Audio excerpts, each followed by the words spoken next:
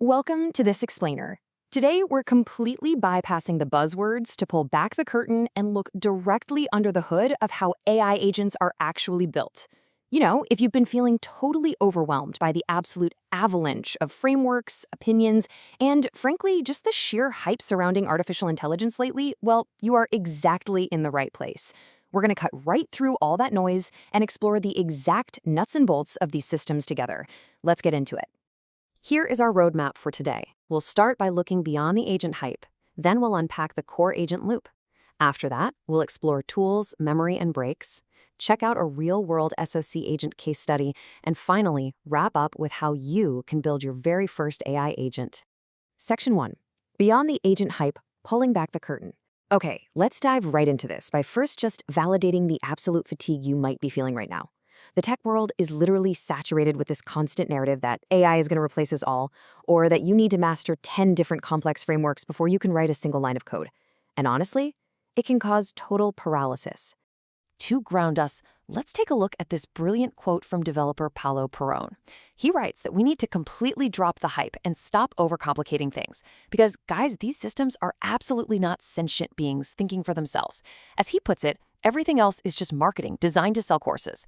The truth is just so much more practical and honestly a lot more empowering for you as a builder. So the absolutely crucial point here is that an agent is ultimately just a structured logical sequence. It's not a magic wand. At its absolute core, it is literally just code that takes an input, passes it through a large language model to figure out what to do, and produces an output. And sometimes, yeah, that output triggers an action in the real world, like sending an email or running a search. But really, that is it. That's the whole shebang. Section 2, the core agent loop, the beating heart. So if we really want to understand these systems, we need to look at the engine that drives everything. It's kind of fascinating how we can give a physical presence to the invisible code engine powering these tools. This surprisingly simple 4-step while loop acts as the brain for even the most advanced coding and security agents out there. I want you to think of it exactly like a contractor checking a to-do list. You hand them a job, they look at what's next, they ask for a tool, you give them the result of that tool, and then they decide what to do next based on that result, and they just keep looping. They only stop and come back to talk to you when there is absolutely nothing left on the list. Section 3, tools, memory, and breaks, the safety harness. Now, a loop on its own is really just a text generator. So if the loop is the engine, we absolutely must understand the harness that surrounds it. This harness acts as the system's hands, its memory, and most importantly, its brakes. Because without this harness, the AI is completely isolated from the real world. These dedicated tools are what actually allow the agent to navigate codebases and interact with systems, rather than just generating plain old text. Giving an agent hands basically means giving it specific purpose-built functions.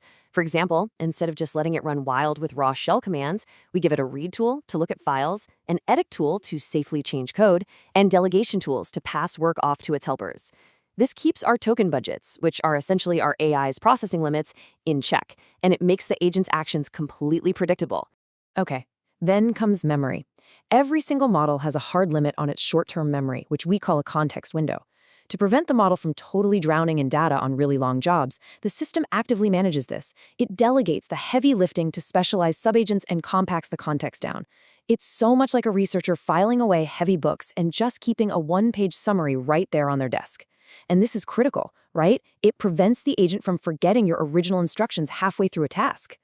And this brilliantly illustrates exactly why you need a sandbox, the brakes of our system. See, simply asking an AI politely in a prompt, "Hey, please do not delete my important files," well, that isn't a wall. It's basically a sticky note that the model can just ignore or hallucinate right past. Real safety lives in an operating system level permission layer outside the model, where destructive commands are flat out blocked before they ever even reach your actual machine. No way around it. Moving right along to Section 4, Real-World Case, SOC Agent Enterprise Remediation. Let's explore how all of this builds into a high-stakes, real-world application. We're going to look at an incredible Security Operations Center, or SOC agent, created by developer Aniket Agarwal, which integrates OpenAI with Microsoft's Azure Sentinel. This highly detailed architecture map actually proves that those super simple building blocks we just discussed, the loops, the tools, the guardrails, they can scale up to securely handle complex enterprise-level cybersecurity threat hunts. This isn't just some monolithic script. It's a highly modular pipeline specifically designed to aid a human security analyst, definitely not replace them. Now, here is where the value truly shines. The agent completely removes friction for the human analyst. Let's say an analyst asks about some suspicious PowerShell activity. The system uses an intent classifier to map that request to a specific tool, and instantly, literally in seconds, writes an optimized, complex database query in Custo query language or KQL. What would normally take a human 15 minutes of digging through endless documentation, the agent handles in seconds, safely retrieving the exact logs needed. Talk about a total game changer. But hey, remember those breaks we talked about? If the agent confirms a high-severity threat, like say a brute force attack, it doesn't just act recklessly. It pauses. It asks for human verification.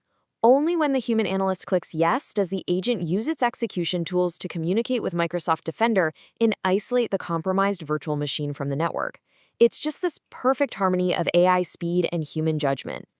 Section 5. Your first AI agent, from zero to hero. Now, you might be thinking you need some massive enterprise Azure setup to even play in this space. You absolutely don't. The best builders start incredibly simple and learn by shipping fast. Forget having 47 open browser tabs of complex frameworks. Let's look at how you can build something yourself, maybe even this weekend. Treat these modern building tools exactly like Lego blocks. You can use OpenAI's custom GPTs as your training wheels to really master prompt engineering. Then stack a visual automation tool like n8n for the orchestration. When you're ready for subagents, just snap on CrewAI. You can code the whole thing 5 times faster using an AI-assisted IDE like Cursor, and then present it to the world with a really simple interface using Streamlit. By following this exact, incredibly simple framework, input, process, output, you could build a super practical daily intelligence agent right now. The input is n8n, scraping your favorite news feeds. The process is CrewAI agents filtering out all the noise and summarizing the top articles. And the output is a clean, easy-to-read Streamlit dashboard. You could literally build this in a single weekend and save yourself hours of daily doom scrolling. How great is that? So, we've pulled back the curtain today, and we've discovered that there's no magic here. It's just code, tools, and logical loops. And let me tell you, the gap between someone who has built one agent and someone who has built 0 is absolutely massive. The tools are totally free. The knowledge is right here in front of you. So what will you build today? Thanks so much for joining me on this explainer, and I will catch you in the next one.